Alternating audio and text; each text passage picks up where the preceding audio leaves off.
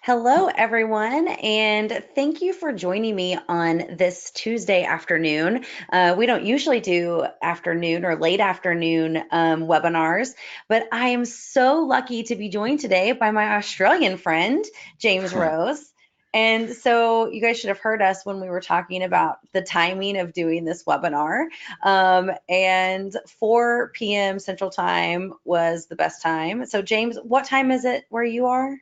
It's actually 8 a.m., which is pretty reasonable. I find a lot of overlap with the US, especially Eastern, means I have to get up super early. So I'm very grateful that I'm able to be like actually switched on. I've had a coffee by this point. Right, that's right. I think the first time we spoke on a video call, it was like 5 or 6 a.m. your time. So yeah, it worked out better. But anyway, so thank you all for joining us today. My name is Lindsay Miller. I am the product marketing manager for Liquid Web, and we do these webinars once or twice a month for our partner community, and we open it up to everyone else for the live version, so everyone can join us and learn something new about their business or how to improve processes. The recordings are available to everyone who registered as well as to our partner community at Liquid Web. And so if you're interested in joining that community and finding out about all of the amazing perks that we have, you can email us at partner-team@liquidweb.com. And now we're going to go ahead and hear from James. So, James Rose is the founder of Content Snare. And I wanted to reach out to him to present to us because I hear from agency owners all the time that content is one of the biggest bottlenecks in their business. And I don't have a way to solve that. I never do until I met James this year at a conference in Florida, of all places, and he told me about Content Snare. He also has a little bit of a claim to fame with helping people through automations. I know my friend AJ told me, like, I bought his course whenever I was talking to him. And you can find out that or more about that at jimmyrose.me/Zapier. So he can help you with your automations as well. If you have questions during this webinar, go ahead and pop them into that control panel and go to webinars window, and we will try to get those answered at the end of the session. So without further ado, I'm going to quit talking and hand it over to James Rose. Lindsay, thank you so much. This is actually really cool to do. I feel like it's been a little while since I spoke about this, which is strange given it's my main business. But I spent yesterday going through and redoing all my slides and updating it with some knowledge that I've learned off our clients actually. So that is, I guess, what almost gives me some level of ability to speak about this is that obviously we had an agency, we had to deal with getting content from clients all the time, but now we have a direct line of conversation with like hundreds of agencies that are dealing with this daily and learning about what they are doing to streamline this process, right? And I'm not just going to talk about Content Snare. Obviously, that's going to be a tool that I bring up, but it's more about the principles of how to make this better, how to make it a better experience for your clients. It's really what this comes down to is if you can make things simple for your clients in many ways, then you're going to get client content back faster because things that are difficult for clients tend not to get done.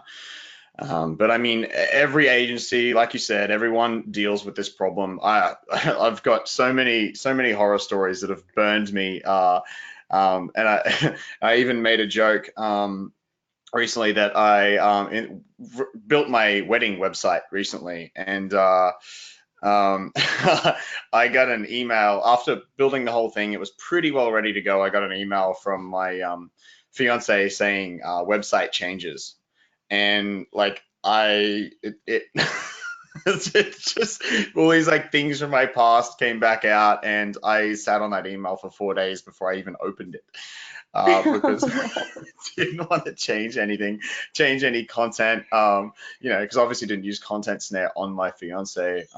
Maybe should have That would have been in funny. hindsight. Yeah. I was thinking about using automation and active campaign for the RSVPs, but that's a whole other story. That's Um, awesome.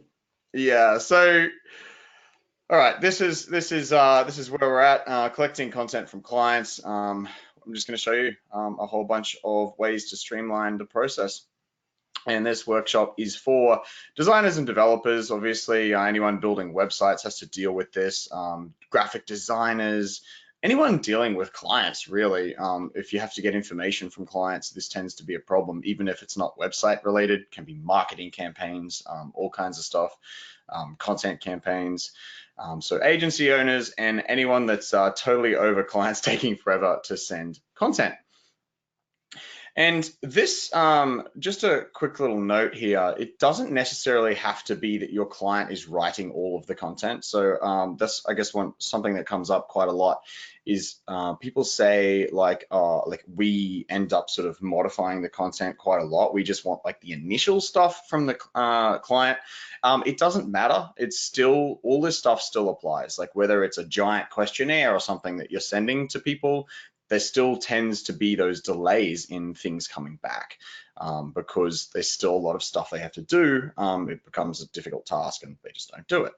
So it's especially true if your client is writing all of the content, but it does apply if you plan on helping them write it as well. And we're going to cover 3 reasons why clients stall. I think it's very important to understand this, like why it happens, how to create your process, and some of my favorite tools for doing it. And we've already kind of spoken about this already, like what happens when you have no process. I mean, the typical the typical thing that agencies do is just send out like a Google doc link or something, which we'll cover later, how you can actually improve that. But like some people will just send a Google Doc that's like homepage content, and it's just leave it completely up to the client to do. And this devolves into chaos pretty quickly. The other typical one is like a shared Dropbox link or Google Drive link. Same kind of thing. It's just way too open, and we'll cover this shortly. So, I mean, the main things are, which I mean, I'm sure you guys have been through this. It takes too long to get content. It delays the start of projects. It delays the end of projects. You end up with massive email trails, and I mean, that's especially true of using like Dropbox links and that kind of thing, because if you are getting your client to just dump stuff in there, the only way to say, hey, you forgot this thing, or that file is too small, or whatever, your logo is only 14 pixels high, you have to resort back to email to do that. So you end up with this like folder over here and email over here that just gets chaotic very quickly. And if you are using email, you end up with attachments that I've seen stuff like email. I mean, you've probably seen this too, but emails getting blocked because of too big attachments, or just completely being lost into the email universe. And then you get an email a couple of like weeks later being like, I sent you that already. Why are you asking me for it again? And revisions. So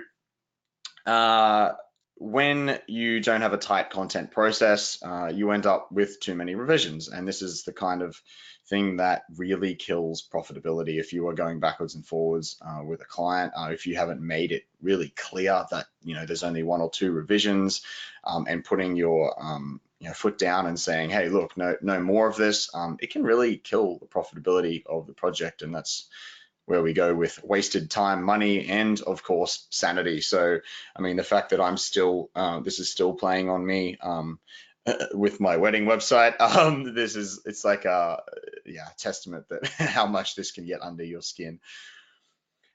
Now, when we first were looking at building Content Snare, actually, I interviewed a lot of different agency owners, including like friends online or in person. And these are some of my favorite quotes from that. So obviously, a lot of people are dealing with this.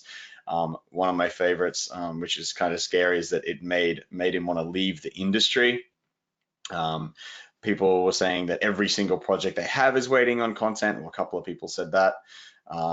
The documents are messy, the backwards and forth is horrendous. So, and one guy said the content is the biggest pain in the ass we have. So clearly something that we want to focus on.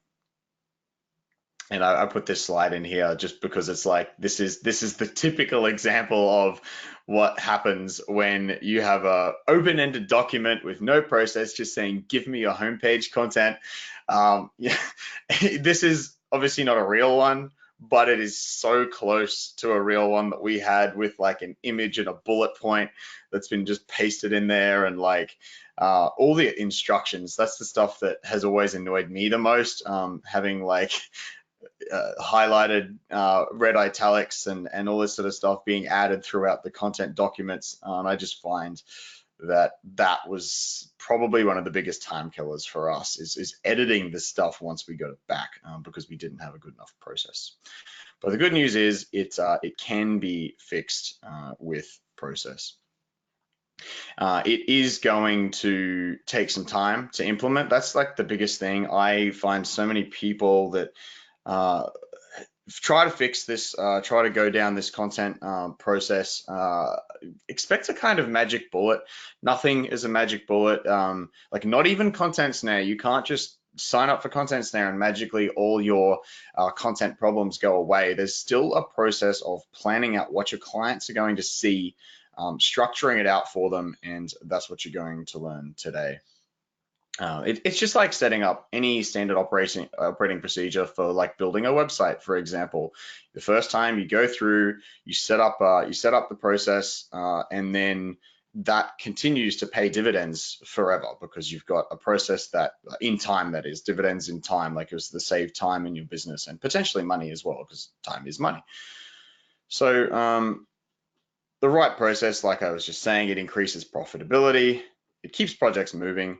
And what I find is one of the most important things is that it looks professional and makes clients happy. One of the biggest things when you send an initial content request or something to a client is that it can be super overwhelming, which we'll cover shortly. But if you can make things easy for them and it's like seamless throughout the whole process, then it keeps them happy and looks very professional. So let's dig into why the delays actually happen, what's going on in your client's mind, why it's not coming back. Because it seems kind of frustrating, right? If you sign up with a client or a client signs up with you and they've even paid you a deposit sometimes, right? And then they don't send you content, it just seems, it doesn't make sense, because it's like, this person has given me money, why aren't they sending me the content? But I think it's important to understand what's going on then so you can fix it. So the first one is expectations, and we're going to cover how to fix all of these immediately after this. But clients' expectations, like what parts of the project they expect that they have to do. Like if you, actually we'll cover this shortly. The number two is they just forget, because everyone's busy, and we tend to just forget things, especially like big tasks. You know, if you get an email to say, hey, we need your content, and that gets, you know, if you're the kind of person that's got 13,000 emails in your inbox, which I find a lot of non-technical savvy clients are, that gets buried real quick. And it's not that they're malicious about it, it's literally that they just forgot that email was there. And finally, it's overwhelming, and we're going to look at ways to break this down, because like clients just don't know where to start, what to write, or what it will look like when the content is in the final website or final product, whatever you're designing. And all of that is just overwhelming. They just see a blank page. So let's look at expectations first. And I think this is a really sort of low-hanging fruit on how you can improve the process, like literally just letting clients know that you need them to handle at least something, whether that's a big questionnaire or to write the content. Then the solution is basically to mention it everywhere, right? So the first one is to include it on your website. So some people will have like a welcome packet or a getting started page, or our process. That's what we used to have as a process page that steps people through exactly everything we did in the process of creating their website. And they could actually see that before they signed up with us. And it would mention the points at which content or feedback or some kind of information from clients was required, and with wording actually around that it normally stalls every single project. So like this is kind of what I would make sure I say when I say mention it everywhere. Not only do I mention that this is what we need from them, but I also mention why it's important and that it normally stalls every project to really just nail that through that they need to get this to us, otherwise their project's going to be delayed. In the brief is one of my favorite places to get clients thinking about this. So we used to have a question that basically said, where will the content be coming from? And there were options there like, um, you will be writing it, as in the client will be writing it. You want us to write it. We have it on our existing website, something like that. And if they pick they want you to write it, that's a really good opportunity for an upsell. So I like asking that question in the initial brief or questionnaire, whatever you would like to call it. If you're going to have meetings and calls with them, make sure you mention it in the first call. Just about every call you have, make sure they are very aware that the content is their problem, if it is, and that it holds up jobs. Again, make sure you're mentioning it all the time. And client onboarding. So by this, I mean like, not everyone does this, but if you've got like a series of automated emails after someone signs up with you, sometimes even before, maybe it's before the proposal, kind of like educating your clients on your process and just how, like what their website needs, why it's important. If you have all that kind of stuff set up, I mean, if you don't, you can always set it up, but it's a great place again to mention your process and that what you're going to need from them, just to sort of prepare them for it. And finally, of course, probably the most important is having it in your contract. So I know people that have had to fall back on their contract after content delays and it's held up in court, at least in Australia. I can't provide legal advice, but make sure you specify how many revisions are there, how long you allow for feedback. So, you know, if we ask you for something and you don't get it back in a week, then your project goes on hold or something. Like that was the wording that we've had a lot of success with, is just saying, if you don't get us X in X days, then your project will go into the waiting list again, and we can't guarantee when it will restart because it's going into the queue basically. So if someone else then gets us content before you, then we'll pick up their website and continue with it. That we have to operate that way. That's how we keep our prices where they are, blah, blah, blah. So that is really good wording. I found it really motivates clients. And finally, payment dates. So this one is the one that my friend used in court. It was basically the second payment, so 50% upfront and 50% after 12 weeks, whether the website's finished or not. Or when, obviously, if the website gets finished earlier, there was a clause to say that's when the second payment happens. But always ensure that you get paid. So yeah, if they delay content forever and ever, you can have a clause in your contract that says after 12 weeks, that's the second payment. And I would also recommend not burying this in your contract, like not some fine print on page 72 in the terms and conditions. This I like to include a front page, which is like all the most important points. And this is where I would pop in something about content and payment dates, revisions, that kind of stuff. So setting expectations, I mean, it's pretty standard. A lot of it, the wording, I'm sure you can work this out, but this is an example email that one of our clients have used for content snare. So it's literally explaining why we use that system and trying to get some buy-in of that it's going to make it easier for them, why they might use content snare, for example. I mean, you can use this with any tool that you're using. Just explain why they should be using that system and not sending you dribs and drabs through email. Yeah, and mention this everywhere. This is probably the easiest one to cover, the problem of clients forgetting. Pretty simple. We're going to remind them or remind yourself. So, uh-oh. Do I have the right presentation? I hope so. So the easiest one is, this is a content snare screenshot here, and it literally is just going to send out reminders every 5 days or however long you set up. But when I say remind yourself, this is another topic, another sort of productivity trick is time blocking, right? So literally setting aside some time once a week, this says 9 a.m. on a Thursday, whatever that happens to be for you, blocking out some time to just follow up with every project that you have outstanding, see what you need from them and chase them up. This is classically handled by an account manager role. If you have that role in your business, I've actually spoken to account managers who this has basically become their entire job role. They've had like basically a single dedicated person in the agency to just chase clients for content and information, which is kind of crazy. But time blocking, if you don't have that many outstanding, it can be a nice simple way to just get it all done in one hit every week. Project management systems. I mean, we used to use Teamwork. We've since switched to ClickUp, but the reminder system in Teamwork was awesome. So being able to just hit that little reminder icon you can see there and send reminders to ourselves to check in with clients if that task wasn't done yet. So as soon as you mark that task off, those reminders stop. So that was pretty handy. And if you want to do it simply through email, this tool, Follow Up Then, is an amazing option. So it's like it says there, it's the simplest way to schedule an email reminder.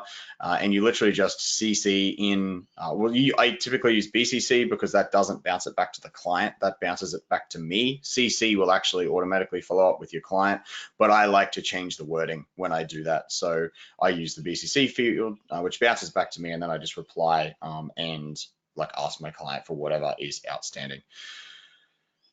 Great little tool. It's free or $5 a month if you want response detection, which actually cancels out the bounce back reminder if they reply. And I use this for so much stuff. Like, I mean, literally everything. If I want to reply from someone, before they're even a client, if I'm emailing someone about starting up a project with us, I'll make sure I just BCC in 1 week at followupthen.com because it'll bounce back in a week if they don't reply, and because people just forget stuff. And the amount of times that this has landed me jobs because I remembered to follow up with someone, or partnerships, it's just a really good system to use.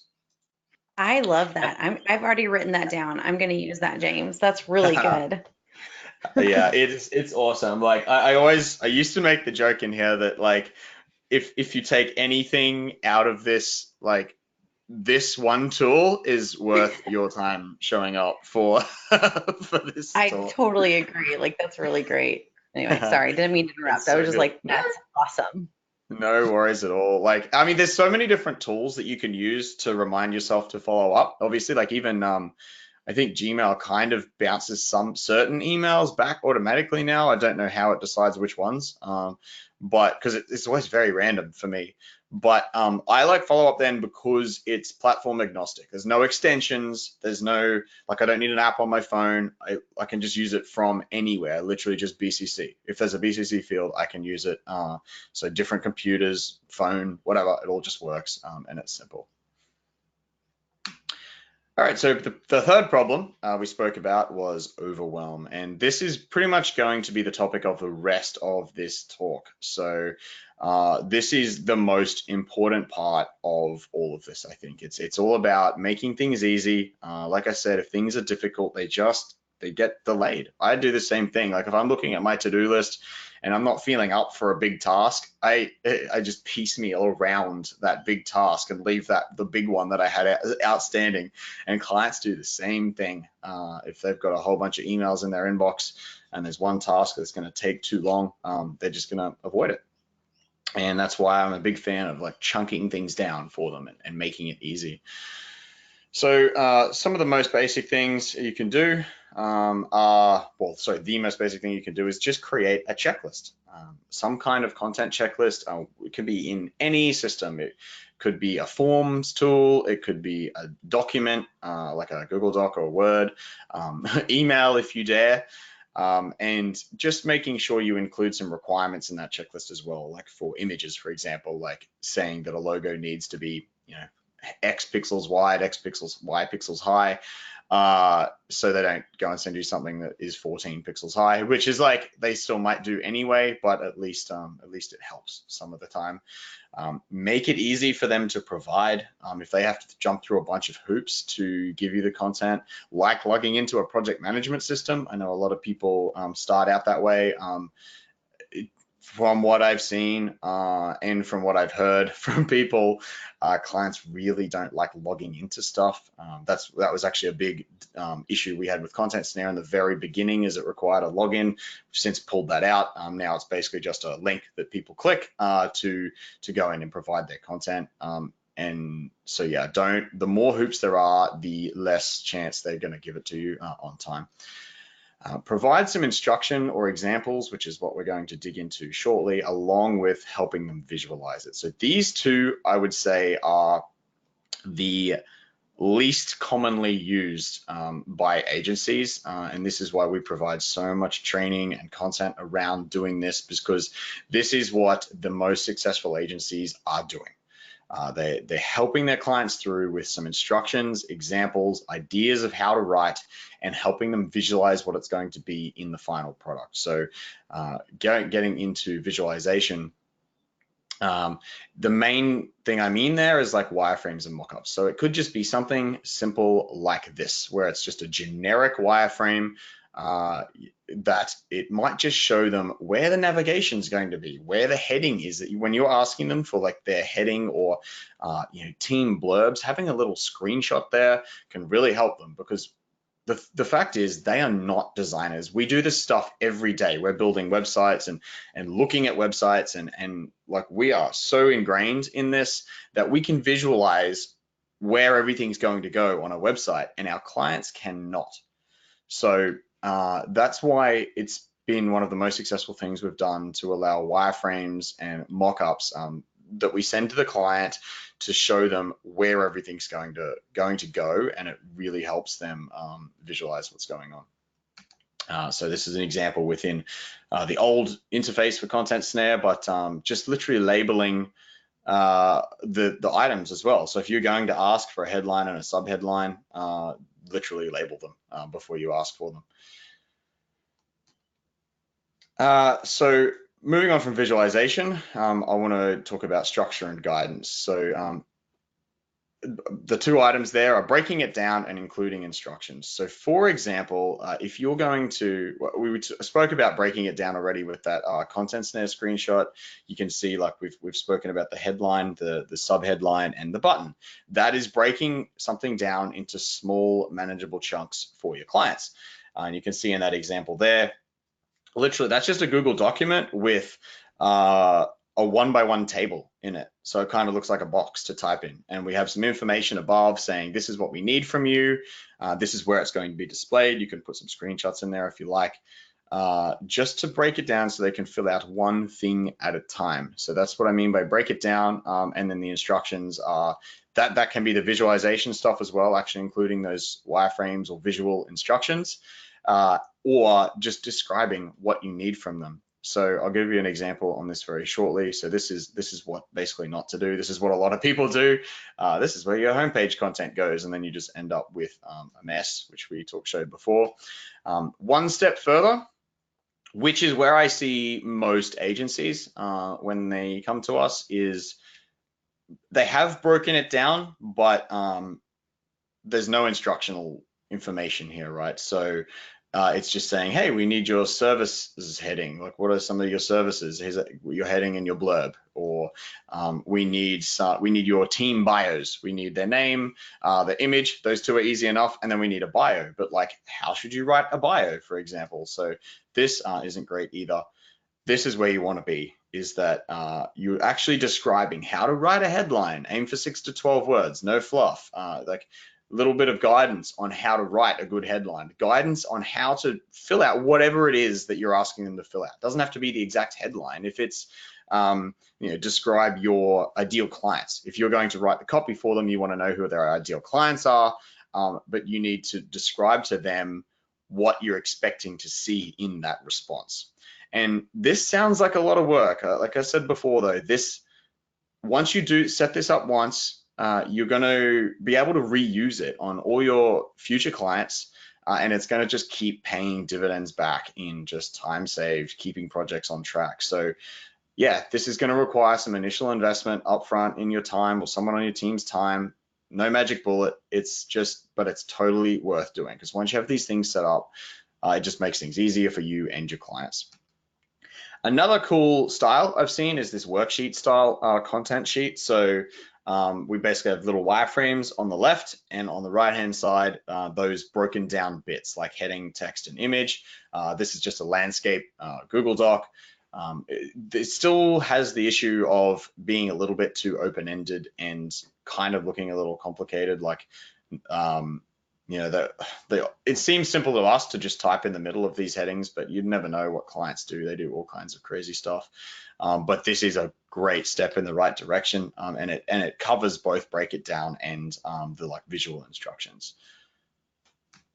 So let's quickly talk about a few tools that I see people using and that we have had success with in the past. The first one is Forms. Now, this one is, everyone's probably familiar with Gravity Forms and all that, there's Typeform, there's Google Forms, whatever it is. This can work, especially if you're asking the same thing to every client. Like if you just have a standard questionnaire, then it can work. The issues I've found are that, if you ever need any customization, you have to basically duplicate the form and add a new field or whatever, which is kind of annoying. But also the fact that they can't really come back and continue. So Gravity Forms does have the save and continue later option, but the amount of times I've had issues with that, or just clients have had problems working out how to use it.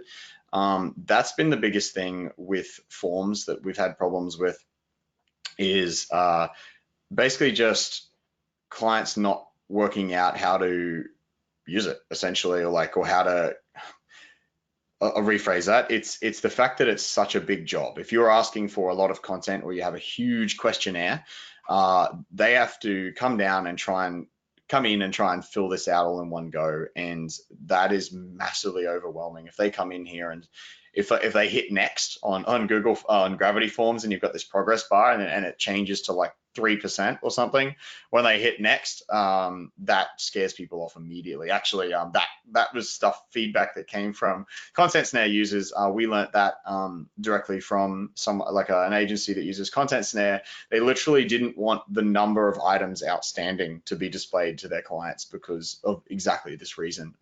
Even though with Content Snare they can fill it out in chunks very easily, just the fact that number was there, they found was overwhelming for their clients. So we've pulled that out. So yeah, that's something to think about.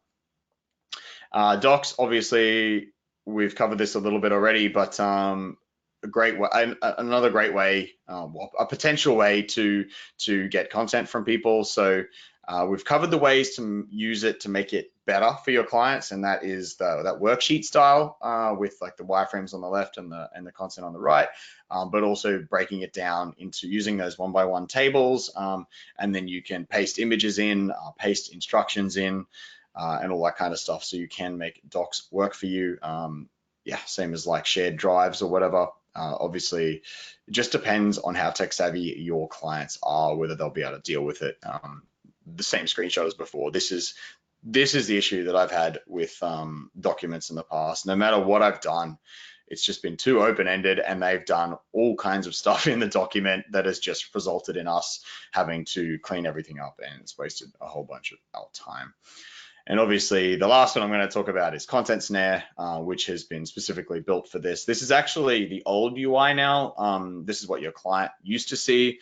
We're in, actually, yeah, good timing. It's about 10 days from now, we're releasing a massive update in the client UI, because over the last year, we've collected so much information about how to make things easy for clients. And that's basically what we're rolling in. So it's a very simple interface now, where it's like focus on one thing at a time, in a way, like a little bit like Typeform, where there's just one question being asked at a time. And then they move on to the next one, and then the next one. Very easy navigation through it. So we've kind of rolled in a lot of stuff that we've learned. But you can see here that we have instructions. Like this is what I really want to emphasize is always having instructions, and you can see requirements built in there, like no larger than 200 characters, minimums and maximums for images and text. Like this is the stuff you should roll into any system that you're using, if possible. So forms, you can obviously do that. Documents, you cannot. Yeah, so content snares, reminders built in, which we've covered, and the fact that you can reuse stuff. And again, with any tool, if you have a template document with Google Docs, you can copy this and send it to multiple clients. With Content Snare, you save sections of websites, so save pages or save the entire website, entire request as a template, and then it makes it very, very easy to send that to a client again next time. So what a lot of people tend to do is have like a master template, which has like everything they could probably want on a website, and then they pull that in as a template and then just delete the things they don't need for that client. I find that is a pretty simple way to do it as well. That's been my favorite way to use it. So yeah, that's it. A quick little action list on what you should, like the best things to go and do after this talk. Which unfortunately there's quite a few of them. You'll notice, again, it's not a magic bullet. There is a little bit of stuff you're going to have to do, but the main things are to update your brief, your contract, probably the two most important things, and your onboarding sequence if you have one. Creating some kind of checklist with common sections or like templates. That's the template thing I was talking about in Content Snare, but having those sections, the things you can reuse across every client. And so the checklist could be in forms, it could be in docs, wherever works for you.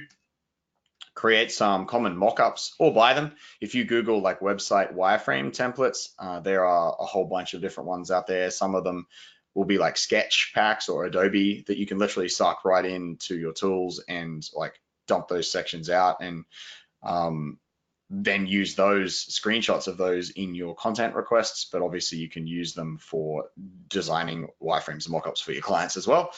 And just implement a system for collecting content, no matter what it is. Just build something, make it easy for your clients, streamline the process, because I mean, email sucks.